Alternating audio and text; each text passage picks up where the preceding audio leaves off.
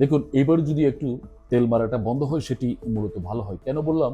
মূলত সোশ্যাল মিডিয়াতে আপনারা নিশ্চয়ই ইতিমধ্যে লক্ষ্য করেছেন ভোজ্য তেল এবং জ্বালানি তেল উভয় তেলের মধ্যে একটা ব্যাপক সংকট। আপনি দোকানে যেমন ভোজ্য তেল পাচ্ছেন না, তেমনি পেট্রোল পাম্পগুলোতেও উল্লেখযোগ্য হারে তেল দেওয়া বা না দেওয়ার উপর একটা নিষেধাজ্ঞা বা নিয়ম করা হয়েছে। কে কতটুকু তেল পাবে সেটি একটা নিয়ম সম্ভবত চালু করেছে। আমরা সোশ্যাল মাধ্যমে তেমনটি দেখেছি।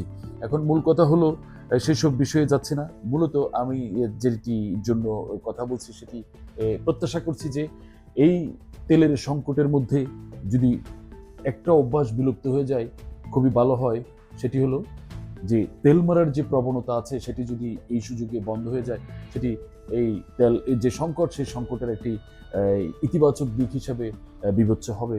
আহ, তাই আমি খুবই প্রত্যাশা করছি যে তেল মারার যে প্রবণতা আছে সেটি এই সংকটে বন্ধ হয়ে যাবে।